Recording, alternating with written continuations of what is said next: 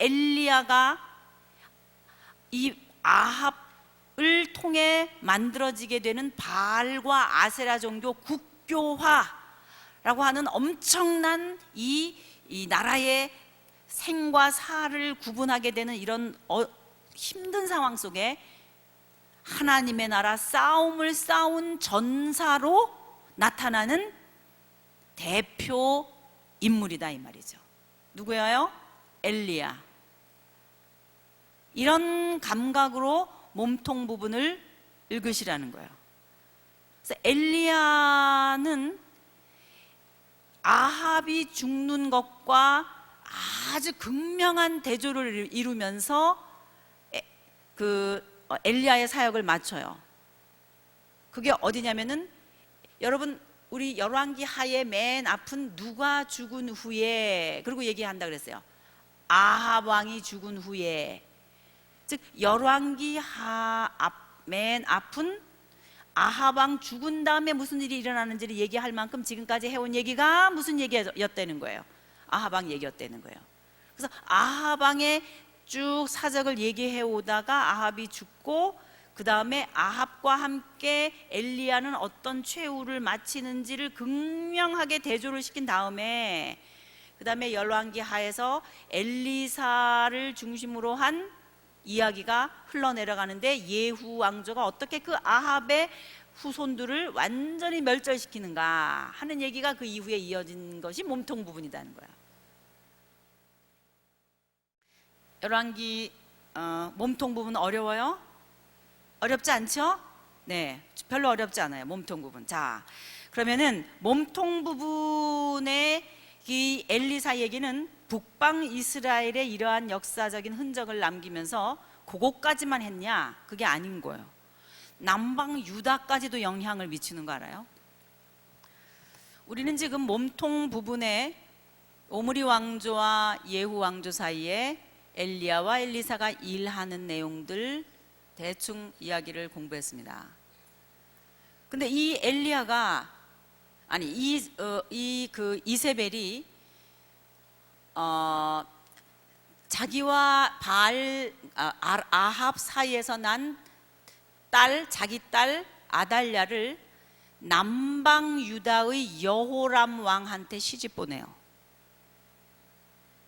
다시 결혼이라고 하는 방법으로 피석금, 혈통을 타고 흘러 들어가는 방법으로 이번에는 남방 유다까지 바알과 아세라야 종교를 전파하는 이야기가 계속돼요. 여기까지만 하면 좋겠는데 그게 아니라 뭐예요? 남방 유다까지도 어느 피가 흘러 들어가는 거예요. 지금 이세벨의 피가. 즉 아합의 딸의 이름이 누구였다고요? 아달랴. 누구였어요? 아달랴. 아달랴가 남자 이름이 아니라 여자 이름이에요. 남자 이름 같잖아요, 얼핏 들으면. 근데 그게 아니라 여자 이름이고 누구의 딸이에요? 이세벨과 아합의 딸이에요. 근데 누구한테 시집 보냈어요? 여호람한테. 어느 왕조예요? 어느 왕이었어요? 남방 유다. 그러니까 머리 부분에서는 여로보암, 르호보암 갈라지면서 서로 원수시했지만 이렇게 중간쯤 오니까 우리 뭐 서로 뭐 이렇게 화친하면서 지냅시다 이런 무드가 생긴 거예요. 그래서 같이 왔다 갔다 하고 전쟁도 같이 해요. 아람과의 전쟁도 어떤 때는 같이 하기도 하고 이런 얘기가 여기 이제 나온단 말이에요. 근데 여호람에게 시집간 아달랴가 가만히 있었을 것 같아요? 가만히 안 있어요. 그럼 뭘 하냐? 여호람과 아달랴가 결혼을 하고 그 아들 아하시아가 탄생합니다. 근데 아하시아가 그만 전쟁에서 죽어요. 전쟁에서 죽고 난 다음에 아하시아의 엄마 아달랴가 다윗 왕가의 다윗이 자기 친척, 자기 사돈이 아니라 뭐죠? 시댁이죠. 그러니까 그렇죠? 자기 시댁 쪽인 거예요. 여호람의 핏줄이니까. 이 여호람의 핏줄이라는 건 다윗 르호보암 이렇게 하면서 다윗의 위거든요. 다윗의 위 많이 들었던 말이죠. 어디서 우리가 생각했던 거예요? 사무엘 하에서 하나님이 다윗과 언약하실 때에 네가 나를 위해서 집을 짓겠느냐? 내가 너를 위하여 내 나라를 영원히 하겠다. 그러면서 다윗의 위를 영원히 한다 그랬잖아요.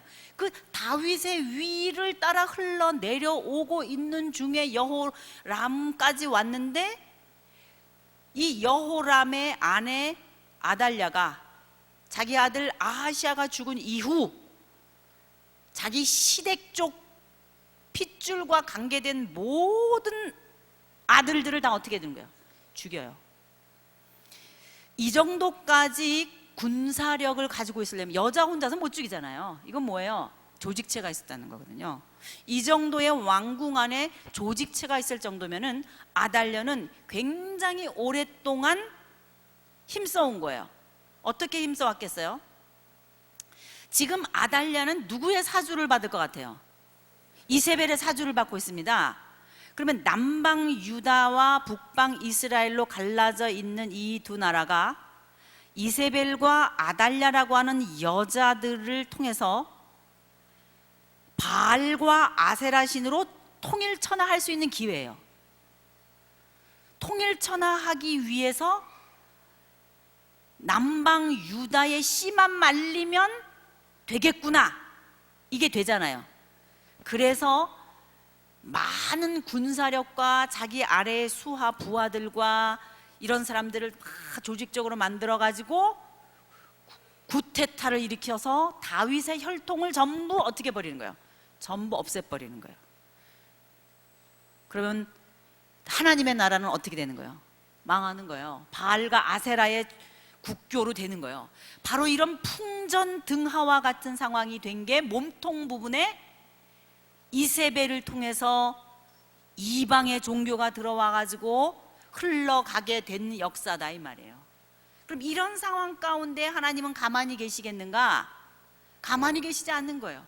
바로 이때에 요아스라고 하는 남방 유다의 다윗 왕의 혈통 가운데 아들이 하나 숨겨진단 말이에요. 그래서 예루살렘 성전에서 회막에서 얼마 동안 숨겨져요? 네, 이 성전에서 숨겨져 가지고 있다가 나중에 이 임금님이 다시 나타나서 그 위대한 뭐를 하는 거예요? 요아스의 종교개혁을 일으키는 거예요. 들어보셨죠? 요아스의 종교개혁. 그러니까 이 요아스는 다 죽어가는 다윗의 혈통 가운데 하나 살아남아 가지고 다윗의 위를 이어가게 되는 역사를 쓰게 됐단 말이에요. 여러분, 이거 얼마나 기가 막혀요. 하나님의 나라가 풍전등화와 같은 상황에 있었을 때에 하나님은 요아스를 그 가운데서 하나 이 씨를 남겨두셨다가 바알과 아사라에 의해서 나라가 없어지지 않도록 하는 데 쓰신 거예요. 이런 틈 가운데에 열심히 하나님의 백성으로서 하나님의 선지자로서 역할을 했던 사람이 누구라고요? 엘리야다 이 말이에요. 엘리야. 그러니까 여러분, 엘리야와 엘리사와 같은 기술 선지자는 아니지만 왕정 시대의 몸통 부분에 많은 이야기를 할애하고 있는 이 부위에 나타나는 이 선지자들의 전형은 우리에게 하나님이 이 하나님의 나라를 어떻게 멸절하게 하지 않고 끝까지 이어가게 하시려는구나 하는 것을 보게 해주는 중요한 하나님의 나라 뭐예요? 싸움이에요. 자, 이 시대에는 하나님의 나라 싸움을 누가 싸우는 거예요? 그러니까 엘리야가 싸우는 거예요. 엘리야가.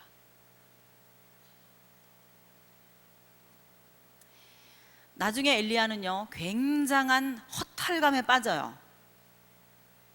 그래서 차라리 자기를 죽여달라 그래요. 왜? 자기가 이렇게 많이 힘쓰고 애쓰고 비가 안 오다가 오게 하는 역사, 여러 가지 하나님이 나타나시는 역사들을 보여주는데도 불구하고 이 하나님의 나라인 이스라엘이 변화되지 않고 여전히 이세벨이 살기 등등해서 이 바알과 아세라의 역사가 등장하는 것을 보고 너무너무 힘이 빠져서 죽고 싶어요. 여러분, 이 싸움은 뭘 말하는지 아십니까? 하나님의 종들이 이 영적인 싸움을 해나갈 때에 얼마나 영적으로 기진맥진하고 허기져하고, 이 싸움을 하고 나도 변화되지 않고 아무리 하려고 해도 안 고쳐지고 여전히 이 세상의 세력은 교회 안으로 들어오고 그런 속에 울부짖고 몸도 연약해지고 막 이럴 때마다 어쩌지 못하는 그 하나님의 사람들의 딜레마를 우리한테 노출시키는 거예요. 엘리야도 그랬다, 걱정하지 마라, 그것까지 보여주시는 게 엘리야 사건이에요. 그래서 그 다음에 나오는 얘기가 뭐냐면 신의 생까지 내려가는 거예요. 여러분, 이스라엘이라고 하는 그 바알과 아세라의 선지자들과 그 엘리야가 싸운 그 장소가 여기 지금 갈멜산이거든요. 갈멜산이 여기라고요. 갈멜산 아래쪽인 여기 평지가 이스라엘 평지예요. 그러니까 이스라엘 평지를 중심으로 해서 엘리야가 하나님의 싸움을 싸웠는데, 이 싸움이 있고 나서도 변화되지 않고 또 이세벨이 그 엘리야를 탄압하고 죽이려고 하고 점점 더 쪼여오고 자기는 영적으로 더 침체할 것 같은, 자기가 아무리 몸부림치고 해보려고 해도 아무리 그래도 하나님의 싸움을 싸울 수 있을 것 같지 않은 상태에서 그만 완전히 포기해버리고, 하나님 앞에서 나를 차라리 죽여주십시오, 나는 당신이 참 하나님인 줄은 알겠는데 하나님, 내가 더 이상 이 싸움을 싸우지 못하겠습니다, 그렇게 말했을 때 하나님께서 시내산으로 가라, 그런 명령하시는 거예요. 여러분, 시내산이 어딘 줄 알아요? 여기서부터 어디까지 내려가야 돼요? 시내산 어디였어요? 여기였잖아요. 아래 시나이 반도 저 아래 꼭지점 부분, 거기가 시내산이잖아요. 시내산에서 제일 많이 나타나는 주의 종이 누구였었어요? 모세였잖아요. 그러니까 엘리야의 이 번아웃된 상태에서 자기는 더 이상 하나님 나라 싸움을 못 싸우겠다고 할 때에 하나님이 누구의 경험을 하게 하시는 거예요? 모세의 경험을 하게 하시는 거예요. 거기 무슨 회오리 바람 같은 소리 지나가고 막 그런 거 있었잖아요. 그러나 그 가운데 그 불 막 그 회오리 바람 치고 불이 막 지나가는 것 같고 막 그런 것은 뭐를 말하겠어요? 모세의 경험이거든요. 이런 거 너무 자세히 하면 우리가 못 가요.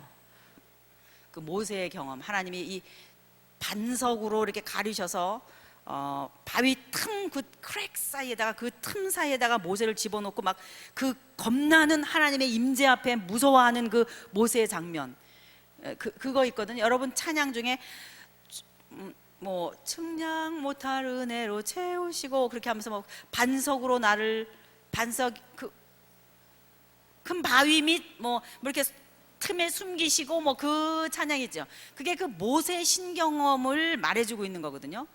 그러니까 바로 그거하고 똑같은 장면으로 엘리야에게 새로운 힘을 공급해 주시면서 그 40일 40야를 금식하게 하시고, 난 죽겠다 이제, 이게 막 로뎀 나무 아래에서 있는데 또 먹을 거 갖다 주시잖아요. 예, 그건 뭐예요? 죽지 마라, 아직 너 죽을 때 안 됐다, 시내산 내려가라, 그 다음 네가 할 일은 이런 거다. 그리고 그 다음 스텝에 하나님의 사람이 해야 할 일을 보여주셔요. 결국 그게 뭔가, 하나님의 나라 싸움은요, 자기가 자기 당대만큼 자기 거 하는 거예요. 자기 당대가 자기 당대를 책임지는 거더라고요. 보니까 우리 대는 우리 대를 책임지고요, 이 다음 때 애들은 다음 때 애들의 딜레마 속에서, 그 속에서 만난 하나님을 그때에 해당하는 사람들에게 또 전해주는 거고, 꼭 그 다음 때에 전해주는 거, 꼭 그 다음 때에 전해주는 거더라고요. 엘리야에게 결국 말씀하시는 게 그거예요. 기름 부으라는 얘기하세요. 엘리사에게 기름 부어라. 또 그 다음에 아람 왕 누구셔죠? 제가 이름 기억이 안 나네요. 기름 부어라, 이런 얘기가 나와요. 그 다음 때에 가서 하나님은 하나님의 나라 싸움 계속 싸운다, 너는 너무 이렇게 염려하지 마라. 그러면서 엘리야가 그 다음에 어떤 단계에서 하나님의 나라 싸움을 싸워야 하는지를 보여주는 것이 그 엘리야 뭐 조그만 음성 가운데, 세미한 음성 가운데 들리는 하나님, 뭐 시내산에 내려간 그 사건, 40일 40야 내려가는 뭐 그런 얘기가 그 얘기예요. 하나님의 나라 싸움을 싸우는 사람들의 그 아주 디테일한 영적인 드라이네스, 그러니까 하나님의 나라 싸움을 싸우다 보면은 막 아무것도 안 하고 싶고 힘들고 막 지쳐서 그럴 때 있잖아요. 여러분 없으세요?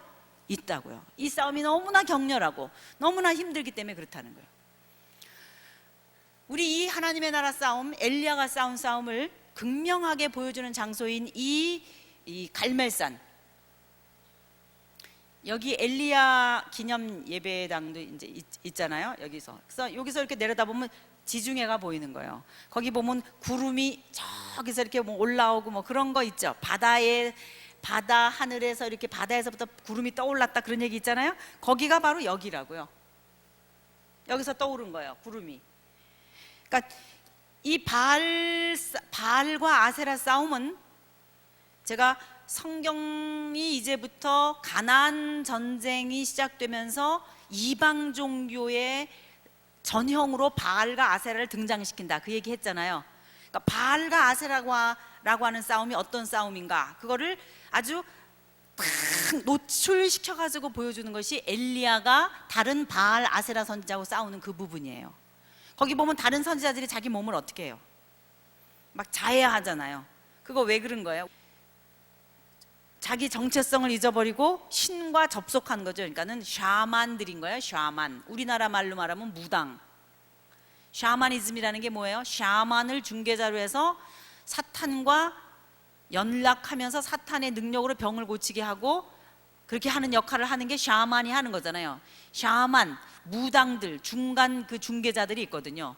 그 중간 중개자들이 하는 것이 전부 뭐예요? 자기는 이렇게 이런 무슨 대마초 같은 거, 담배 같은 거 이런 거 해가지고 이렇게 무의식 상태에 떨어져서 신과 접속해갖고 신들려서 하는 거단 말이에요. 그 왜 피를 흘린다 이런 게 다 뭐 하는 거예요? 신들려서 하는 거예요.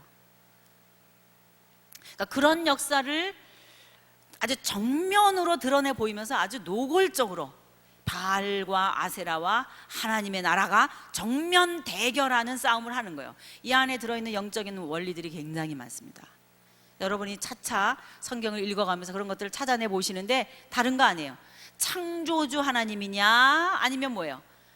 창조주 하나님이 아닌 다른 어떤 신존재를 만들어 놓고 비인격적인 신이기 때문에 기계적으로 컨트롤하는 그런 신개념이에요. 그런 우상 개념이에요. 이런 것들을 통합해서 이제 이 전쟁을 한다 이 말이에요. 다른 모든 세계 종교와의 싸움이다라고 말해도 과언이 아닌 그 싸움을 노출시키는 것이 엘리야의 싸움인 거예요. 근데 이 싸움을 싸우고 나서 하나님의 선지자가 이제 이렇게 힘들어서 번아웃 돼가지고 이렇게 광야로 내려가서 다시 시내산에서 죽겠다 그러고 다시 하나님과 열심히 기도해서 하나님과 만나서 그 이후에 하나님 나라가 어떻게 될지를 보여주고, 그리고는 엘리사에게 기름을 붓고 엘리야는 어떻게 돼요? 엘리야는 승천해요. 아합 왕은 어떻게 돼요? 아합 왕은 전사함 죽습니다. 아합 왕은 아람과의 전쟁에서, 그렇잖아요. 이 당시의 싸움은 수리아, 아람이 외국으로 등장해요. 그래서 그 아람 전쟁에서 아합이 죽습니다.